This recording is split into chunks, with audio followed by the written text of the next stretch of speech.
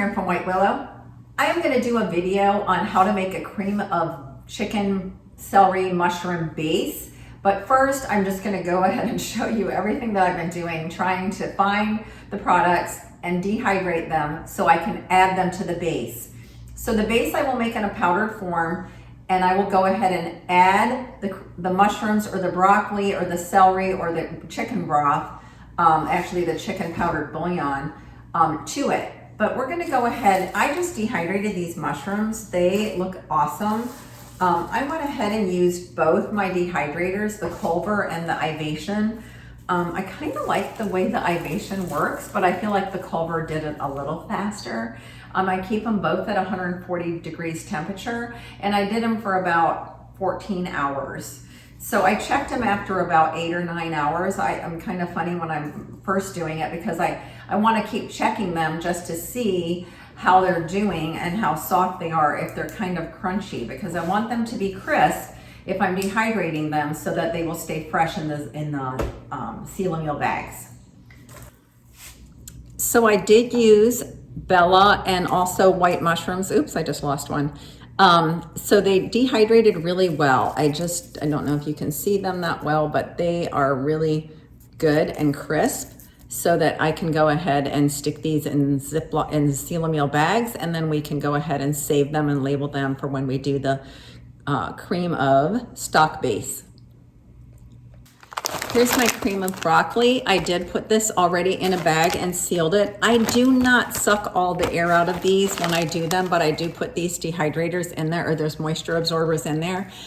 I don't take all the air out because it will literally crunch the broccoli, or I'm going to do the mushrooms here in a second, but I don't want to break all these into, powder, even though that's fine. I do put all the little crumbs in the bottom as well, because those are great for soups.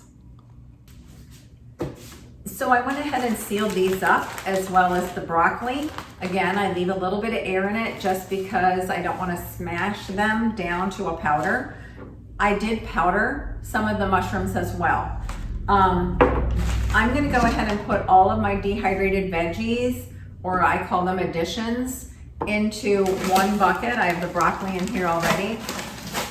And this is where I will seal it and label it and know that these are my additions. I'm going to do some celery for cream of celery soup as well.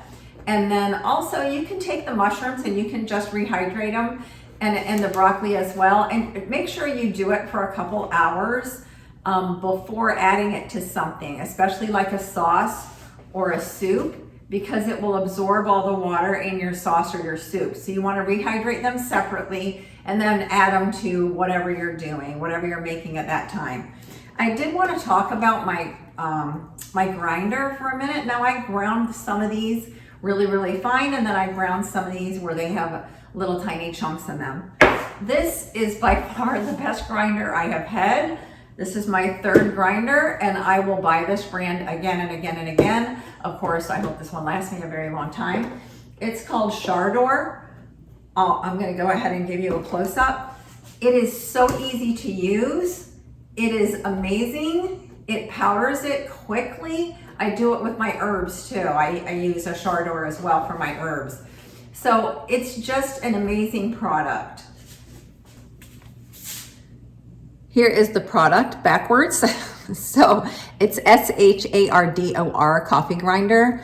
I just love this brand. You can see where I started to do them a little chunkier, and then the bottom is really powdered. So you can do whatever texture you want to do with these, and this is the one you want. I'm going to show you really quick how easy this is. I have a 2-blade or a 4-blade. So you can see there's either a 2 or a 4. This one I just washed, so I'm not going to use it. I'm going to go ahead and use this 2-blade, which it does just as well. It's on. You just twist it on. I'm going to go ahead and plug it in. These are eggs. The eggs that I dehydrated quite a while ago. And ooh, that was a good seal. And I'm going to go ahead and put these in here. And you can fill it all the way up. I do dehydrate my eggs, and I I saved those. This might be a little damp too. Let me just dry it out. I don't want any moisture in here, even though I'm gonna put a moisture absorber in it, but I did just use this for the mushrooms, so, and the broccoli. So, okay. So now watch how easy this is. You just stick it on. This little thing lines up here, and you just literally, this is such an amazing tool. I'm gonna go ahead and do it now. It has a little see-through top, so you can see when it's actually ground.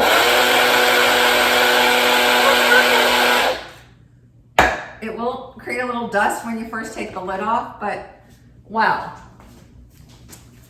This is the dehydrated eggs. It is a powder, and I'll vacuum seal this as well for future use. So one quick little note, if you're dehydrating and you're either putting them in a jar, I went ahead and put the eggs in here, just so I don't have to vacuum seal them right now, or you're doing the mushrooms or any kind of vegetable, you don't want to put them in the bags or the jar hot or even warm. I let them kind of air out for like an hour just to cool down, because you don't want that heat to disrupt the moisture or the vacuum seal and it start to expand or contract once you have it in the bag. I just wanted to show you really quick the other things you can dehydrate. You are gonna love a dehydrator. This is actually a mix of the peppers from my garden. They're sweet peppers, red, yellow, orange, and green. And I have onions in here as well. So I just chopped them all up with my chopper and threw them all on trays and let them dehydrate. And look at the beautiful color. And they are just fantastic to add to stews or chilies. Then I have banana chips. I have apple chips. I also do pears. I do zucchini chips as well. This I add a little Parmesan cheese to. Again, we have the mushrooms, the broccoli. This is my powdered cheese. I'm gonna do a video on that. I haven't one yet. Lemon and lime slices as well as orange. This is habanero peppers from my garden as well, and I did powder it. So you can see that it's powdered in there. This is eggs, dehydrated eggs. I do have a video on that. And then this is powdered eggs. So you can see the dehydrated eggs that are chopped, and then I went ahead and powdered them. It's endless. It's endless, people. Preserve your food. Get ready just in case anything happens, and you will have some great goods to fall back on. It's all about preparing. It's all about making things ahead of time, especially I work full time, so this is not my job.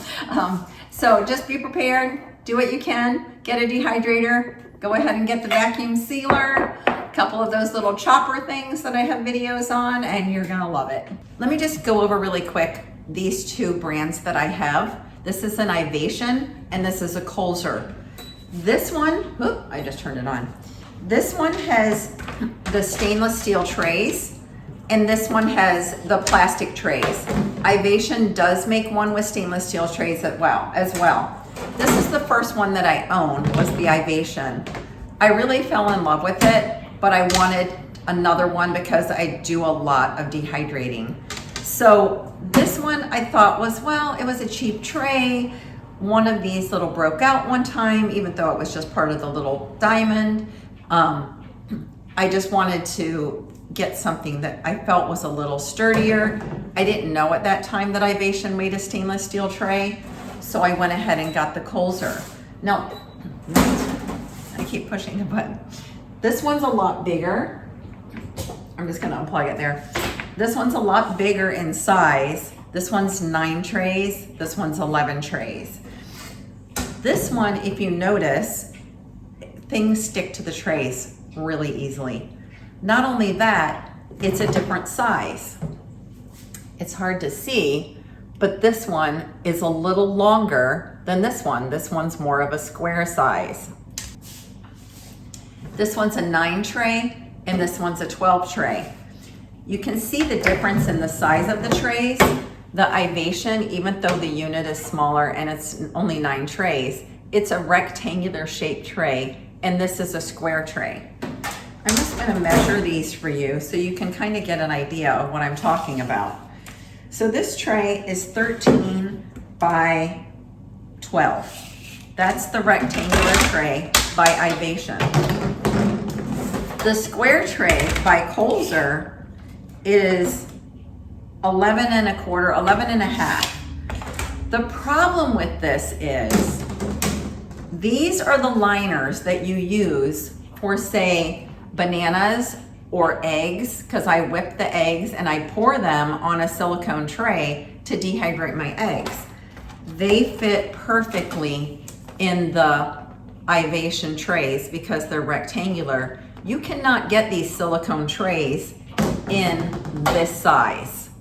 So I'm very disappointed in this one because of that. I do use these silicone trays with the stainless steel trays that don't fit, and they mush down a little on one end. But if I'm doing like the broccoli or mushrooms or anything like that, this works. But if I'm doing liquid, such as fruit roll-ups or dehydrated eggs, I need this to lay flat and I have to use the Ivation.